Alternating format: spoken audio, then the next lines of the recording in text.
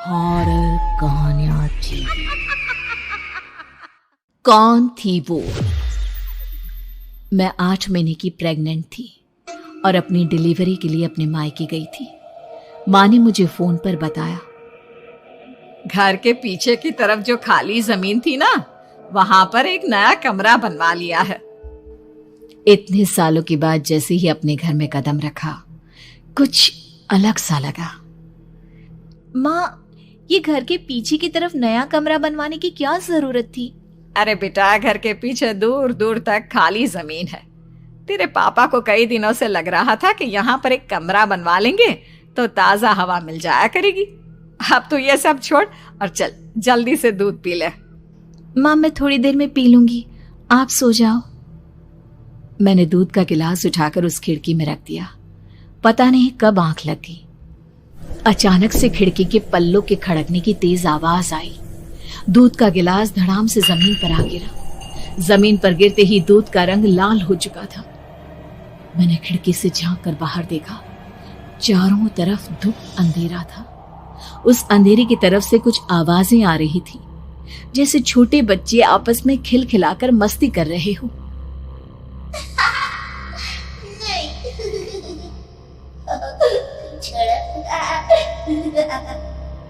इतनी रात को इतने घनघोर अंधेरे में बच्चों की आवाज कैसे आ रही है? घड़ी में वक्त देखा तो ठीक 12 बजे थे।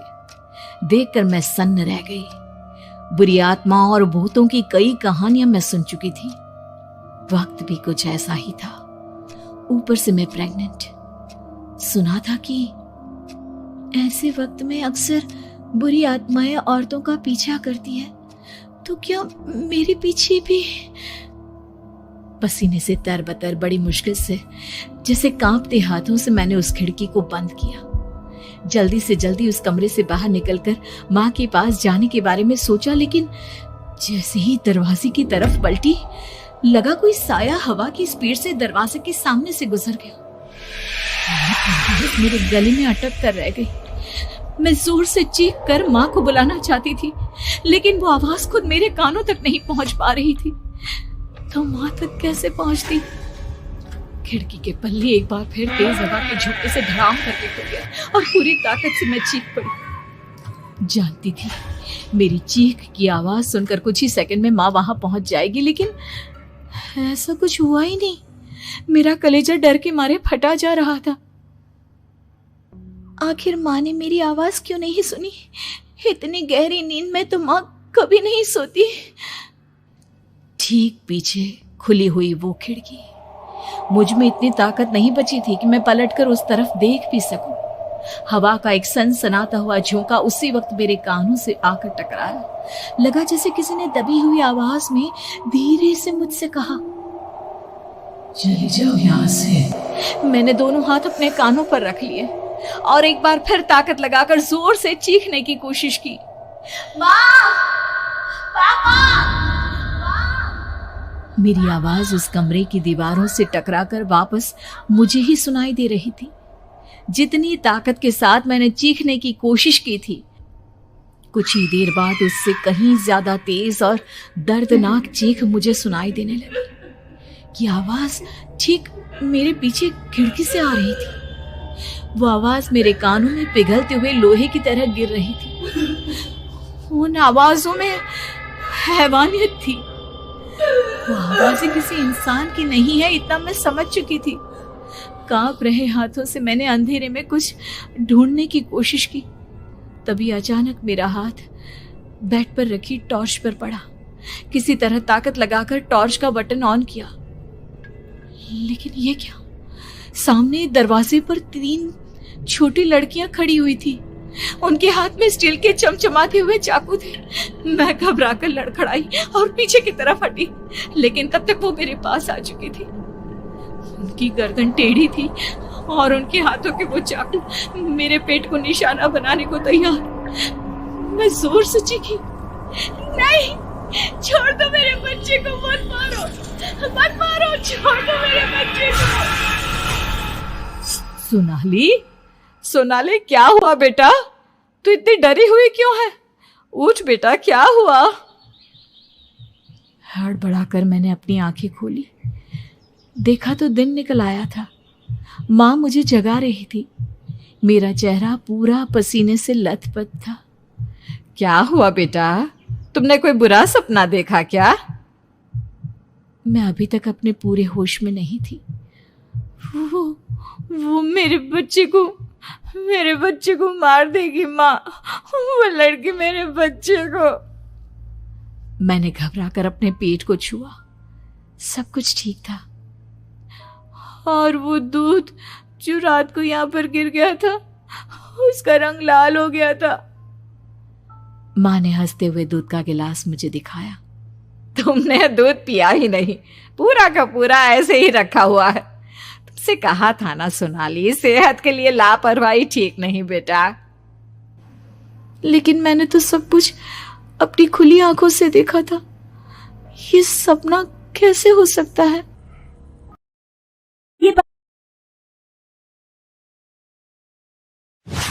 रजनी को बचपन से ही पेंटिंग का बहुत शौक था। वो हमेशा से ही पेंटर बनना चाहती थी, पर उसके माँ और पिताजी ने उसको कभी भी इस चीज के लिए सपोर्ट नहीं किया और उसकी शादी नीरव से हो गई। नीरव रजनी को बहुत प्यार करता था, पर रजनी हमेशा चुपचाप ही रहती। वो इस शादी से खुश नहीं थी। वो ये शादी नहीं करना चाहती थी। उसे तो हमेशा से पेंटर जो बनना था। अपने इस सपने को वो नहीं पूरा कर पाई, इसलिए वो हमेशा उदास रहती थी। रजनी, बहुत ही बढ़िया फिल्म लगी है, कल देखने चले? नहीं जी, कल मुझे बहुत काम है, मैं नहीं जा पाऊंगी। अच्छा तो कोई बात नहीं, संडे को चलते हैं। देखिए, मुझे फिल्म देखना पसंद नहीं है। आपको जाना है तो चले जाइए। नीरव को मना करके रजनी वहां से चली जाती है और अपने बैग को खोलकर उसमें बंद पड़े ब्रश और कलर्स को देखकर रोने लगती है। रजनी, चलो ना कहीं बाहर खाने चलते हैं, कुछ तुम्हारी पसंद का। जी, मुझे नहीं जाना, मेरी तबीयत ठीक नहीं है। रजनी वहां से चली जाती है। नीरव को समझ नहीं आता कि रजनी उससे इतना दूर क्यों रहती है। वो जब भी उसके साथ वक्त बिताना चाहता है, रजनी कोई ना कोई बहाना बना देती है। एक दिन घर पर कोई नहीं था। रजनी घर का सारा काम जल्दी से खत्म कर लेती है। घर पर अकेले होने के कारण वो सोचती है कि वो आज पेंटिंग करेगी। वो अपने कमरे में जाकर पेंट ब्रशेस और कलर्स निकालकर जैसे ही कलर मिक्स कर रही होती है कि दरवाजे पर बेल बज जाती है। अब कौन आ गया इस वक्त? इतनी मुश्किल से तो मुझे पेंट करने का मौका मिला है। रजनी दरवाजा खोलती है तो उसकी सास अपनी सहेलियों के साथ खड़ी होती है और सब घर के अंदर आ जाते हैं। अरे बहू, सबको शरबत बनाकर पिला दे, बाहर तो बड़ी गर्मी है। उफ। जी। रजनी पेंट ना कर पाने से उदास हो जाती है।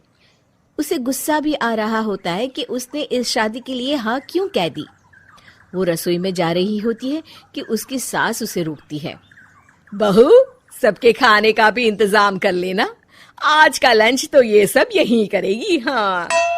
रजनी बिना कुछ कहे रसोई में चली जाती है। सबके लिए खाना बनाती है। सब खाना खाते हैं और रजनी घड़ी देखती है कि ये सब कब जाएंगे ताकि वो अपनी पेंटिंग कर सके।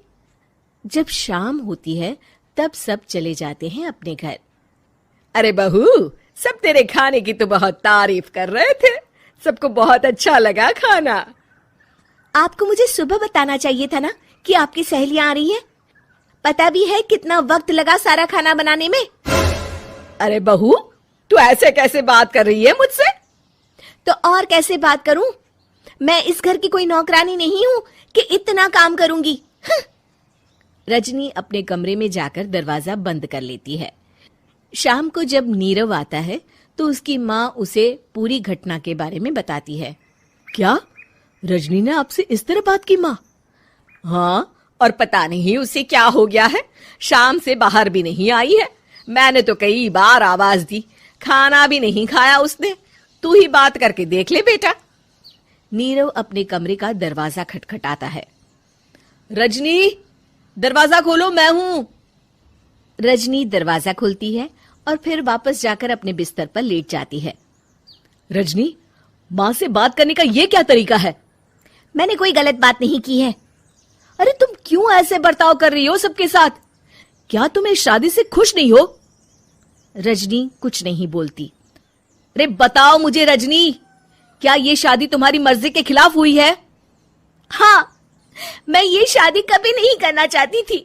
तुमसे क्या, मैं किसी से भी शादी नहीं करना चाहती थी। रजनी रोने लगती है। चुप हो जाओ रजनी, बताओ मुझे, तुम क्यों नहीं करना चाहती थी शादी? रजनी बेड के नीचे से अपने पेंटिंग्स, कलर्स, ब्रश, पेपर्स निकालती है। इतने में उसकी सास भी कमरे में आ जाती है। ये देख रहे हो, ये थे मेरे सपने। मैं पेंटर बनना चाहती थी, पर माँ पापा ने कभी सपोर्ट नहीं किया और मेरी शादी करवा दी। मेरे सारे सपने टूट गए। हर वक्त बस गुस्सा आता रहता है मुझे। मैं जानती हूँ कि आप लोगों की इसमें कोई गलती नहीं है, पर मैं क्या करूं, मुझे समझ में नहीं आता।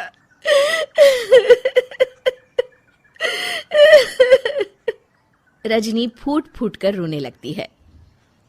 मुझे माफ कर दीजिए, आप दोनों के साथ मैं बहुत बुरा बर्ताव कर रही हूँ। अरे रजनी बेटा, चुप हो जाओ तुम। नीरव पानी लेकर आता है। ये लो पानी पियो और शांत हो जाओ। रजनी पानी पीती है और उसकी सास पेंटिंग्स देख रही होती है। अरे नीरव, हमें तो पता ही नहीं था कि हमारी बहू कलाकार है। अरे कितनी अच्छी पेंटिंग्स बनाई है, देखो तो। ये वाली तो मैं अपने कमरे में ले जाऊंगी। आपको ये पेंटिंग्स अच्छी लगी? अच्छी नहीं, बहुत अच्छी लगी। और तुमने हमें बताया क्यों नहीं? तुम जब चाहे पेंटिंग कर सकती हो रजनी।